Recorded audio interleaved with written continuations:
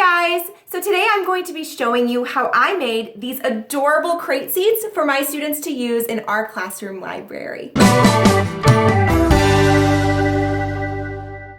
Okay, so let's go ahead and go over the materials that you'll need to make your own crate seats. First of all, you need crates. I found these ones at Walmart for $5.97 a piece, which was absolutely wonderful. You'll then need some sort of foam roll or foam mattress pad to give your seat a little bit of cushion. This is a twin-size foam mattress pad from Walmart. I believe it was just under $10. It was plenty to cover my 4 crate seats, and I did have some extra as well. You will need to go ahead and get a staple gun, some staples, a pen, and some scissors. The pen and scissors will be used to cut out your foam. You will need to also get some particle board from Lowe's and have it cut down to fit your crates. So as you can see, I got my particle board for $14.70 at Lowe's. I then had it cut down to 15 5/8 inches by 12 5/8 inches. This was the perfect size to go ahead and fit right on the lip inside my crate, but still have enough room for the fabric to go in and up underneath. You also need to go ahead and pick out your fabric for your crate seats. Make sure you get some ribbon as well so that you can make little handle pulls for the outside if you want to use them for storage. Okay, so let's go ahead and jump right in. The first thing that you're going to do is remove all of those pesky little stickers that are on the sides of the crates. They're pretty easy to remove, but as you can see, I didn't have the best luck. Then go ahead and open up your foam mattress pad. You're going to unfold the entire thing, and this will make it much easier for you to kind of spread out, place your boards down, and trace and cut them properly. So as you can see right now, I'm doing my first board. I just lined it up along the edges, and now I'm tracing it. Once you have it traced, you can go ahead and cut it out, and this is not something that has to be perfect because honestly it's going to be covered up by fabric anyways, and take it from me, I'm a perfectionist and I did not cut my lines very straight. You can see that I actually had a little bit of trouble cutting this foam. I had to kind of use the edge of the scissors to kind of dig in there a little bit. Just be careful that you don't scratch your floor or table or desk or wherever you're cutting this because it is a little bit tricky. I did not make my edges straight, they're just kind of pretty jagged, and it's kind of fun and it's all good. So as you can see, this is going to be able to fit right on top of the piece of wood. I need 3 more of these to fit all 4 crates. So it's going to lay right nicely on top of there, nice and pretty. 3 more, and here they come. So I'm just kind of going to speed this up a little bit, and here we go.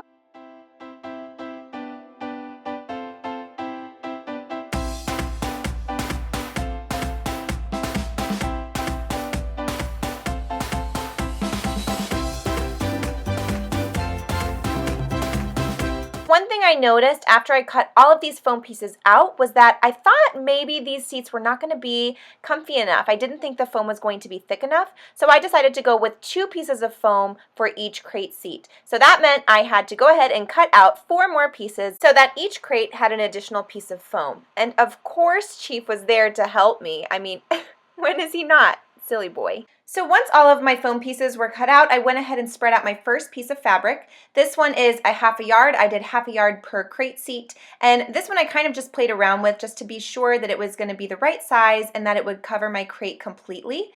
I also had my husband help out with this just to be sure that we were pulling it nice and tight and that it wasn't going to have any bubbles or wrinkles on the top side. So here you can see that we are stapling it on each side. We're going to start with the long sides first. On each long side, go ahead and put 5 staples and make sure to pull the fabric nice and tight as you're doing this. This is why we kind of used 2 people just to make sure that this was going to work properly.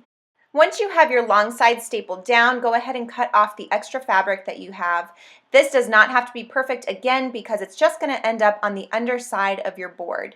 If you want to make it nice and straight, then more power to you, but I did not make mine perfectly straight. All right, go ahead and tuck each corner in between the foam and the board. This will create a nice corner, almost like you're wrapping a present.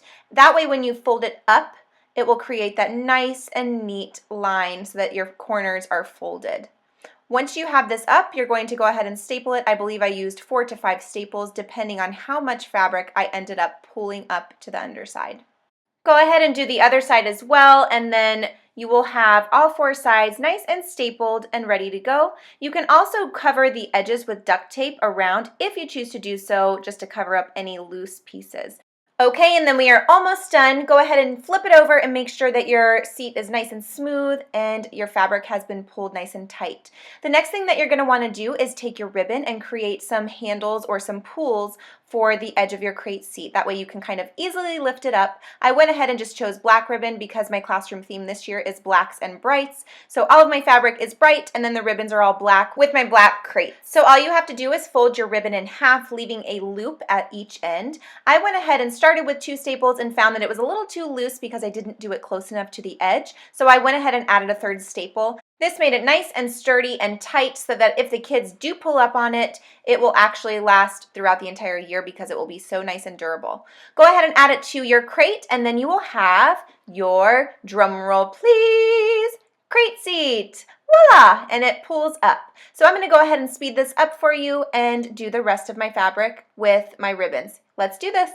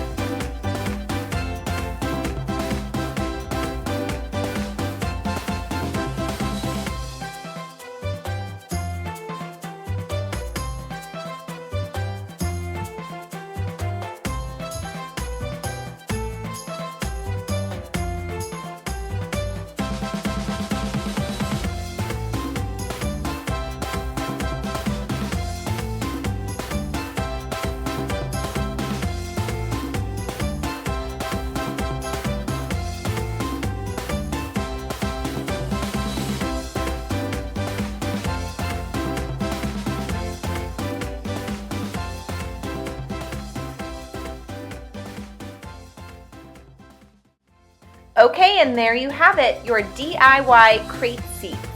Enjoy!